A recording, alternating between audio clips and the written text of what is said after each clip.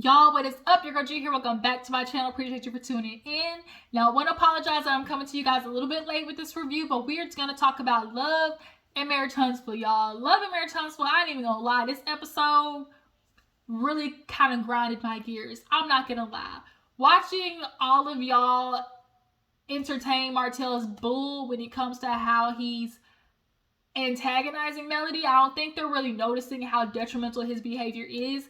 And it's because of his charming, personality. Like, what they say typical narcissists have is like a personality that makes it that you don't even realize that they're doing dangerous stuff because they're just so, charismatic, essentially. Like, we all know that they say like that's a characteristic they have. And Martell has that humor, kind of thing that keeps people like really distracted from, bruh, you really on some bull. But yeah, let's go ahead and get into the episode. You guys, I apologize for being a little bit late, but y'all drop down in the comments. I also want to say too, I think I really want to make Love and Marriage Huntsville reviews this season, live reviews. So if y'all are down for that, y'all drop down in the comments. Would y'all want to do live reviews for the Love and Marriage Huntsville episodes? I feel like that's something I want to do because I've never done it before, and I feel like Love and Marriage Huntsville would definitely be a good one because we could definitely talk back and forth about Martell and Melody and how we feel about the season and whatnot. But y'all just drop down in the comments. Is that something you're up for? Live reviews for Love and Marriage Huntsville. So let's get into it. Open up the episode. Y'all, this situation with Stormi and Mel, I ain't gonna lie, y'all. I'm sorry. Mel. She on some shit. With this one, y'all.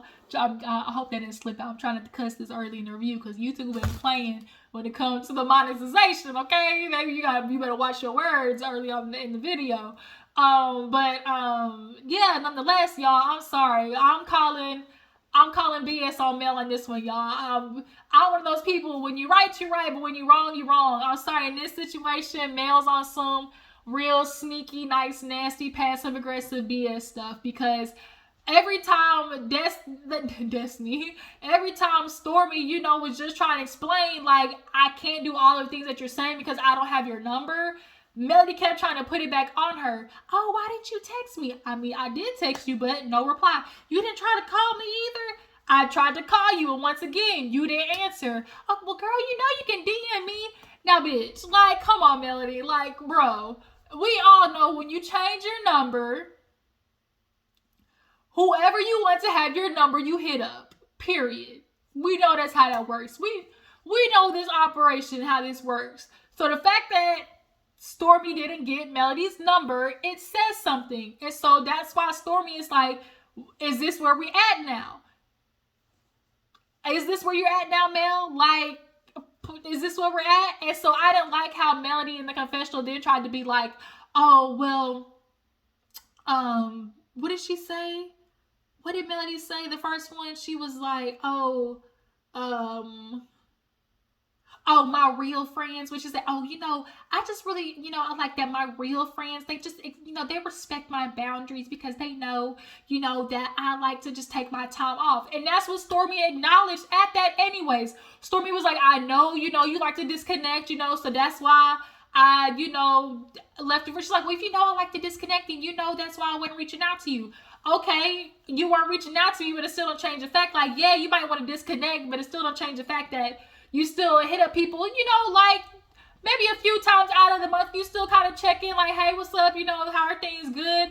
Like, I feel like that's the relationship that you and Stormi have, especially that you said that y'all were building a relationship. That's how she was introduced on the show, as a friend. This was a friend to you, like somebody that y'all, and, are trying to build some type of friendship with. Like, that's how she was introduced. So that's why we understand why Stormi is confused. Sorry, I'm back. Something got stuck in my throat. Yeah, the Lord said you talking too much. Shut it down. But we're gonna talk about Mel Lord today, okay? We got to right now. All right. So yeah, Melody, basically, like, Stormi, I feel like is in the right to feel like, well, wait a minute, like, I thought we were friends, we would build a relationship, okay, Mel, you know, Stormi's now understanding, like, I guess I have to limit my expectations when it comes to Mel. It's understood. Like, Mel is at the point with these people, like, y'all just co-workers, okay? I come in, film with y'all. After that, don't text, don't call, don't nothing. You know? But I feel like Mel has to understand that Stormi's in a situation where, like, okay, I can be friends with you, but I still do have to film with these people. So maintaining a mutual, just respectful relationship, I feel like what Stormi's trying to do. But I think Mel's not allowing that. Like, Mel is that literally cut off queen right now, okay? Cut off queen.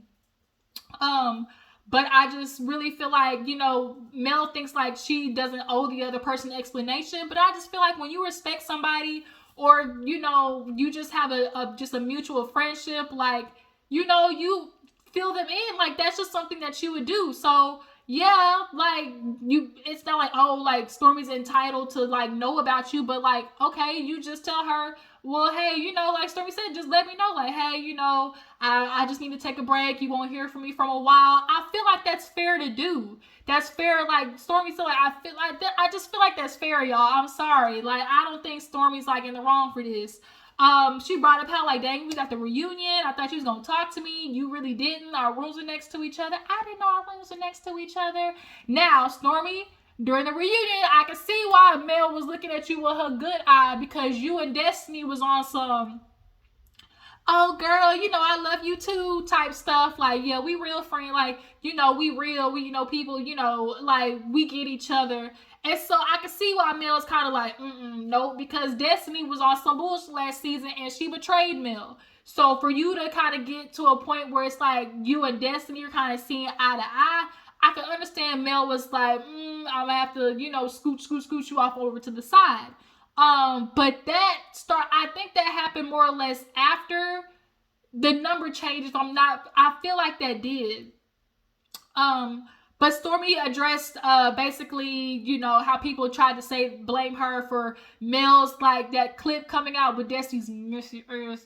That scene pissed me off because Destiny, you was starting some shit. Like, that was messy as hell. And the fact that it was something that she said in the episode, I literally remember the episode, she was talking, she was getting a massage, and, like, it was a part of the episode. So what gossip did you feel like it was bringing to Martell? And like Destiny said, Stormi said, I keep getting these hoes mixed up. Stormi was like, you said these things on a public platform. She said in her confessional, she said when Mel was on her YouTube press run, I said, catch. But yeah, you know, these all were things Melody said publicly. So Destiny, you definitely deserve to get kicked in the shin for that one. But Stormi's like, I don't want you believing like I would do some shit like that because that ain't me. Like, basically Mel was like, girl, you know, this is social media. That's what they do. You know, you gonna be all right. Like, just ignore it. So she's like, what's that ignoring? She's like, I just, you know, still want to talk to you and address, you know, stuff like that. So yeah, Stormi basically took from the conversation, like, basically we see each other. Like, I guess we're not as close as I thought, but okay. Melody, y'all, I'm sorry, y'all. Y'all go down in the comments. It's Stormi versus Mel, because I'm in the thing where two truths can exist at the same time. Melody absolutely has the right to cut off whoever she wants to cut off, you know, and she doesn't have to tell them. But at the end of the day, like, on the side of Stormi, like, her truth is the fact, like, damn, I was cut off. Like, it's not a lie for her to feel like, well, damn, I was cut off. No contact, no number. And if we are building a relationship, like, if you just have a general respect for somebody, you would give them a heads up. Because at the end of the day, when you get a new phone, you know, the people you want to have your number. And I'm glad Stormi, like, kind of called her out, too, because she was like, oh, well, you know, I just, you know, got to be real limited with my phone because, you know, I'm just right now, like, trust is a big thing for me. So Stormi's like, oh, so people don't have your number, like, you don't trust them? And so she's like, well, no, you know, I said trust was part of it. She kind of backpedaled. No, at the end of the day, I don't trust you if you ain't got my number. That's really what it is. Like, Mel, it's what it is. Like, Mel be like to skirt around stuff, and it's like, I'm sorry, Mel, when you wrong, girl. Because at the end of the day, yeah, it's about your privacy and all that type of stuff like that. So if it's about your privacy, you keeping things limited to who you trust. you don't trust Stormi. Moving on. So Keke comes in right in the middle of Kimmi speaking to Tisha and her friend. And, you know, basically Keke and Tisha just kind of, you know, real fake, nice, nasty. Because at the end of the day, they still got to talk. They got rid of Mama Wanda, y'all see. We ain't seen Miss Wanda in a minute. Hope she okay. Show enough, but show enough nasty was what that food was looking like. I wonder if she got that food truck. Did she get the food truck, y'all? Y'all drop down in the comments. Did Wanda get the food truck? Did she convince Marcel about her food truck? Okay, what happened after that? Oh, Kimmi talked to Martell. Kimmi, I swear to God, Kimmi. Kimmi, you know I love you. I really, really do. But watching her in this scene do what a lot of people are doing with this underhanded, undercutted, like, encouragement of Martell. So basically, you know, he's checking in on her. How you doing? She's like, you know, I'm just doing good. I'm just so thankful that Maurice, you know, was with me through everything. You know, I just feel like he, at this moment, that was his purpose of, you know, I so much, you know, appreciated him being there.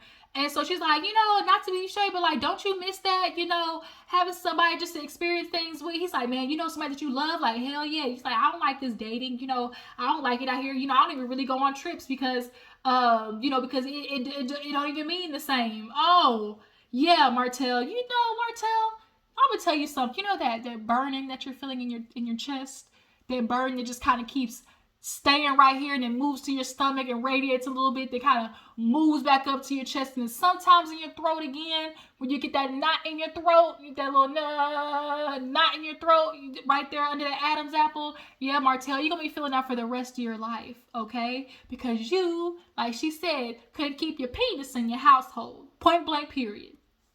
So she's like, yeah, Kimmi, when y'all do this shit right here, like she said, oh, you know, what did Kimmi say?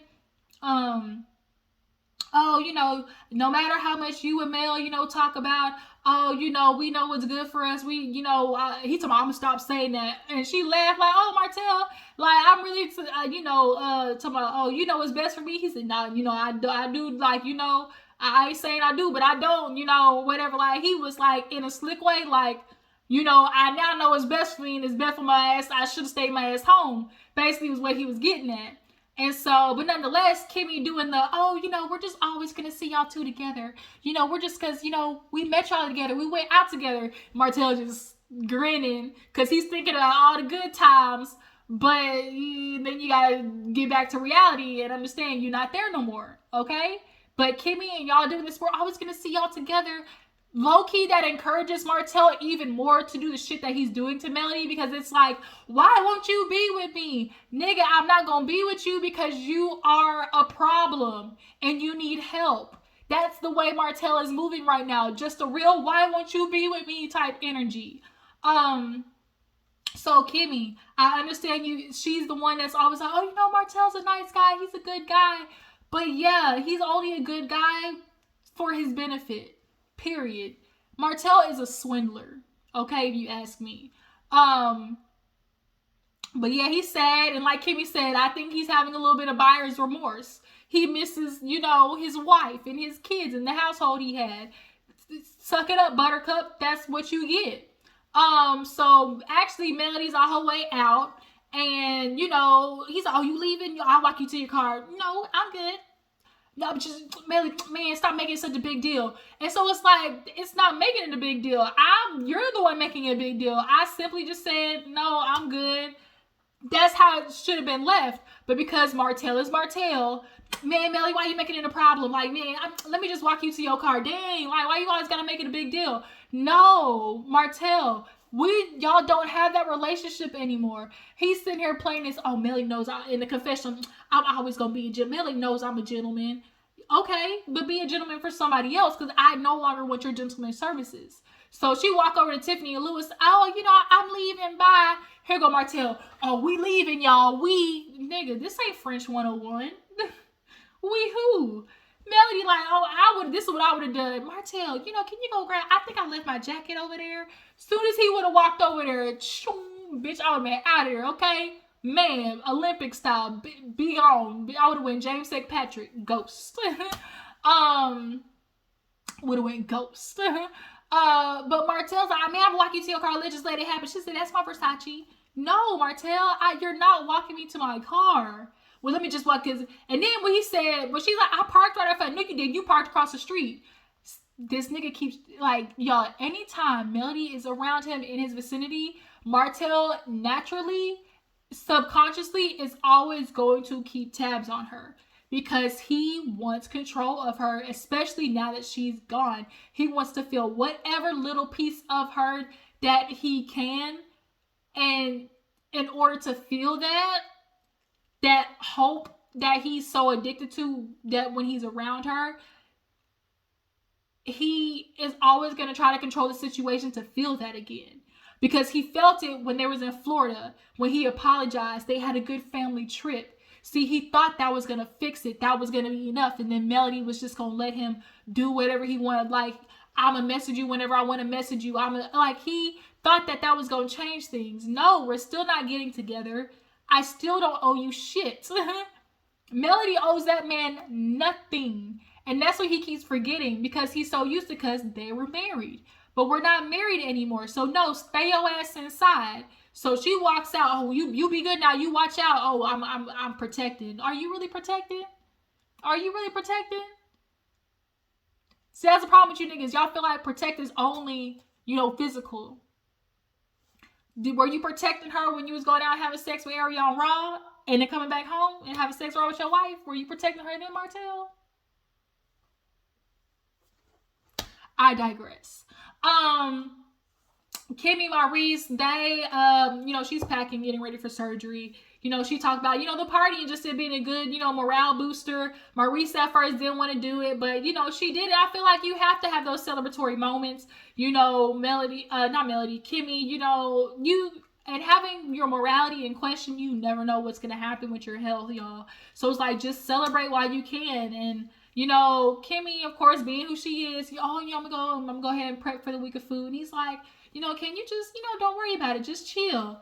And I feel like Maurice, what was happening with Kimmi really made Maurice, I think, change a little bit more, because the way he was acting with Dr. Francis last season, yikes, like, But I think her getting sick really changed a lot for him. I do just want to acknowledge the fact that he was there for Kimmi and to watch him be like, man, don't worry about it.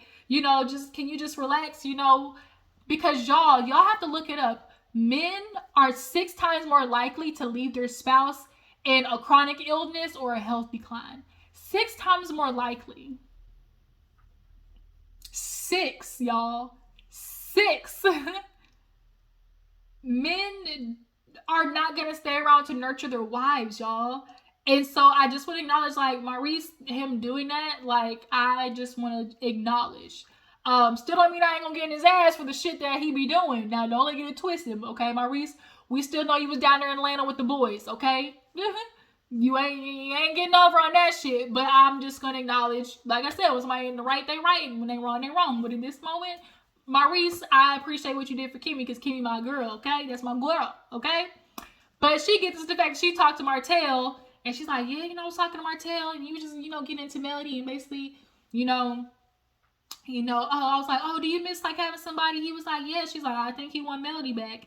He's like, Martell, nigga, which one is it?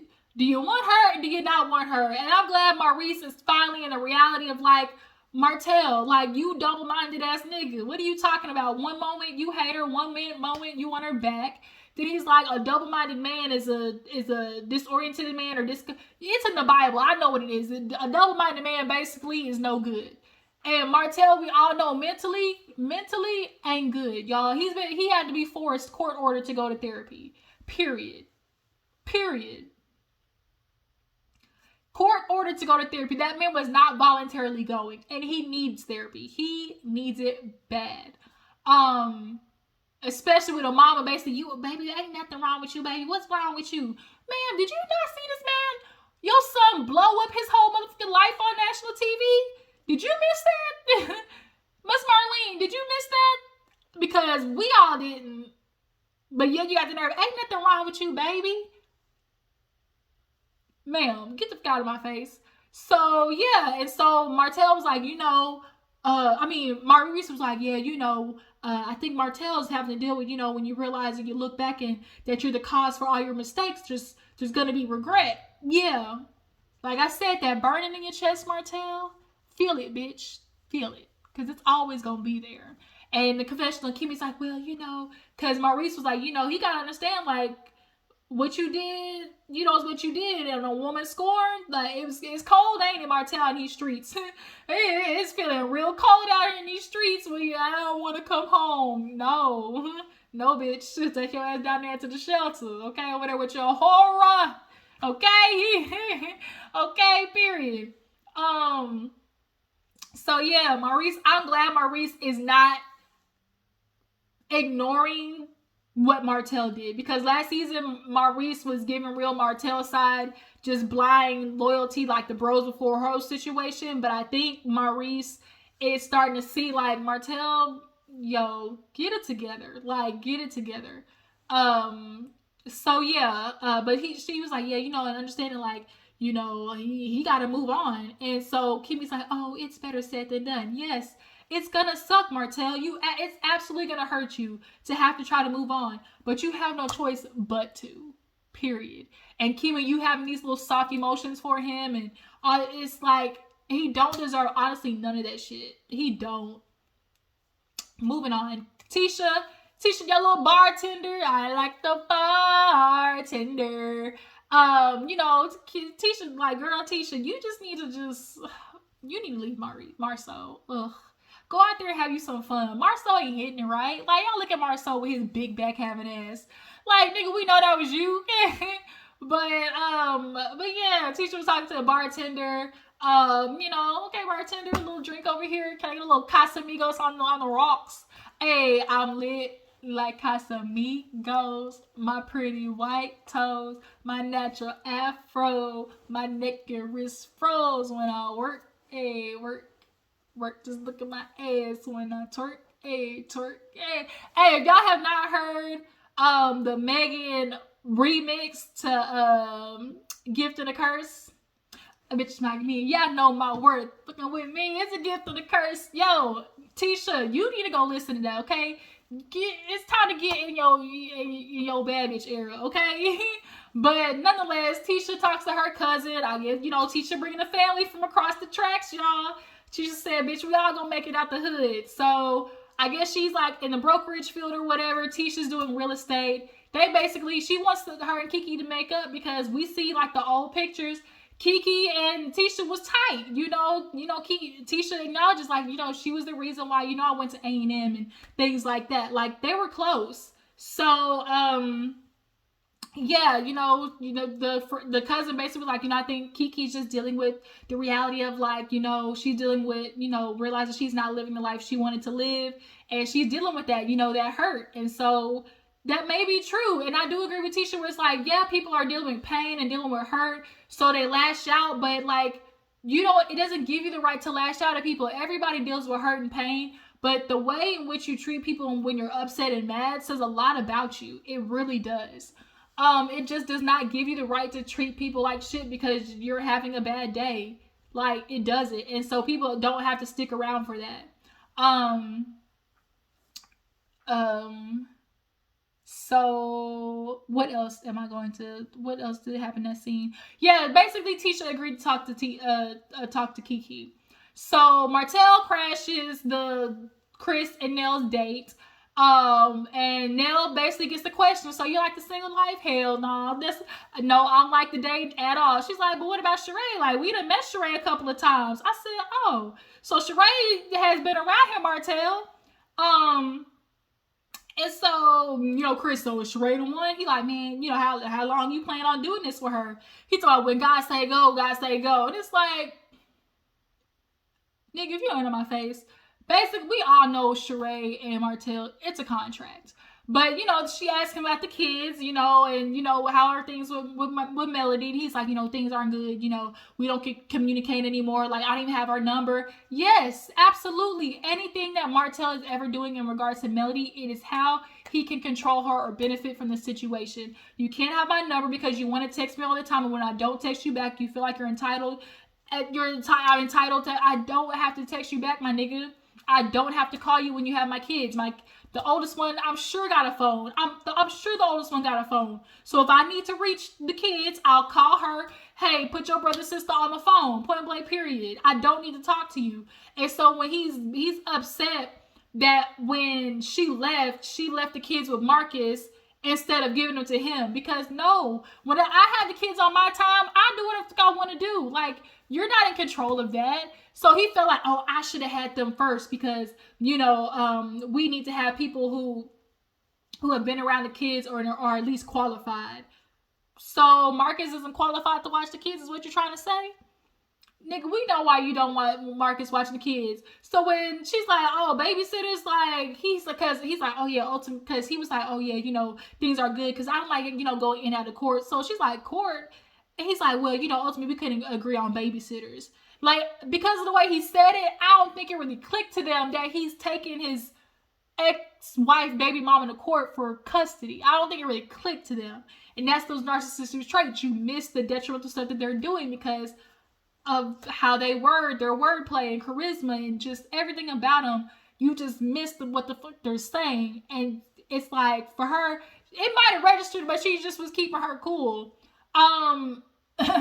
But he's like, yeah, I basically should have got them first. No. The fuck?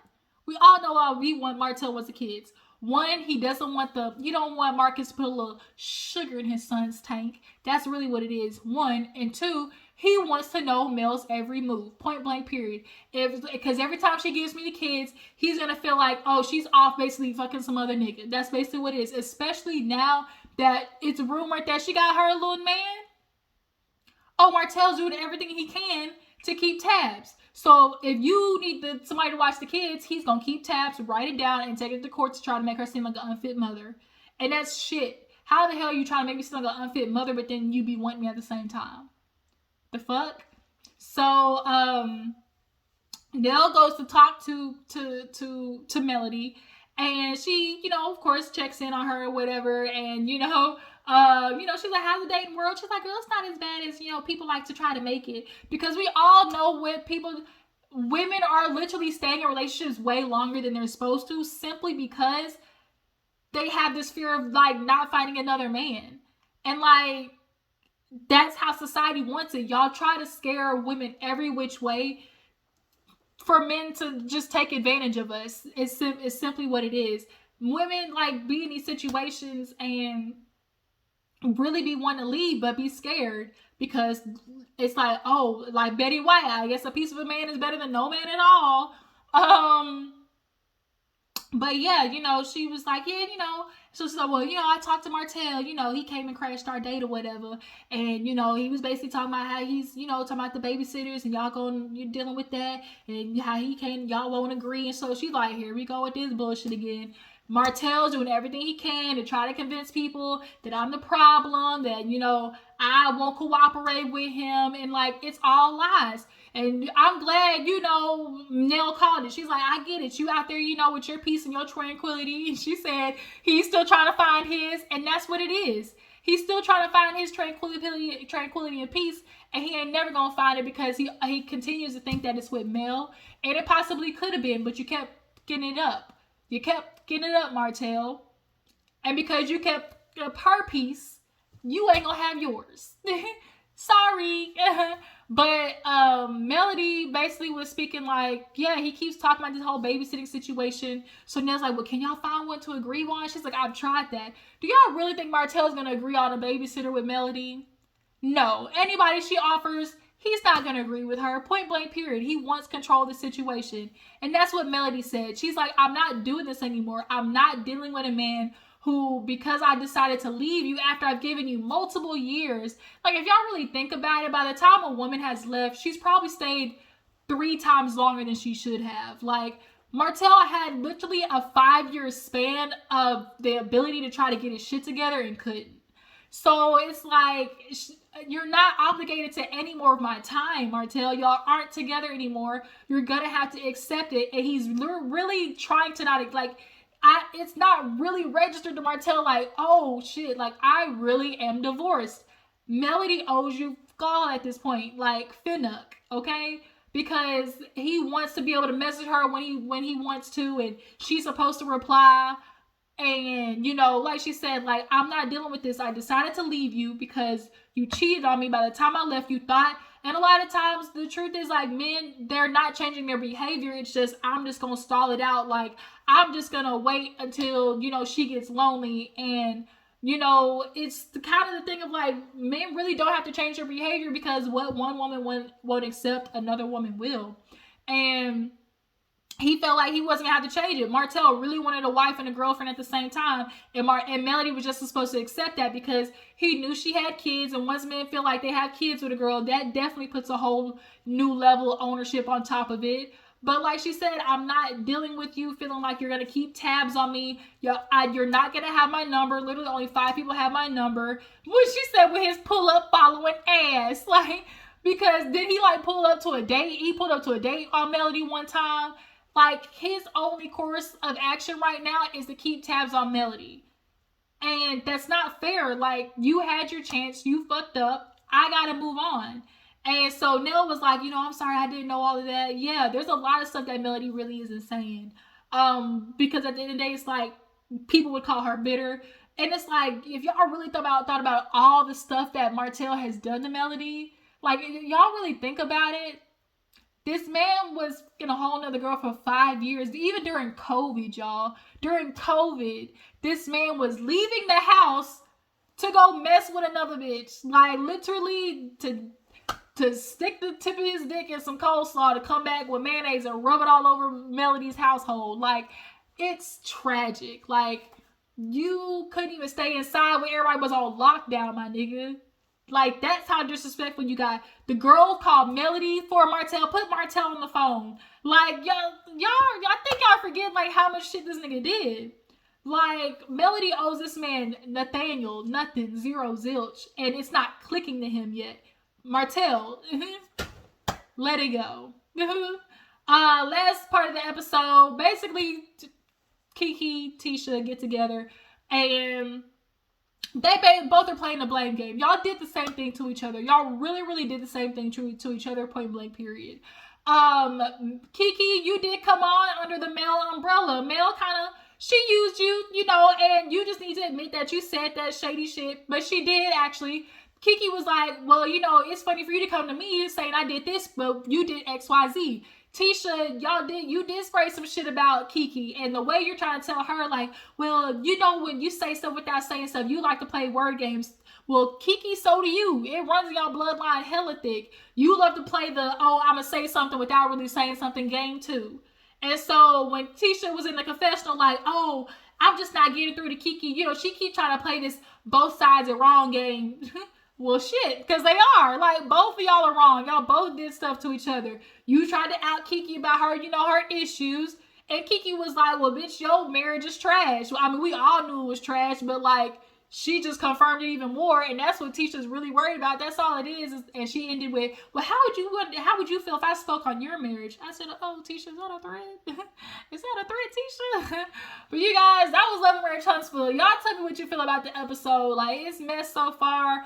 How do you guys feel about Martell and the Melody situation, Stormi versus Melody situation?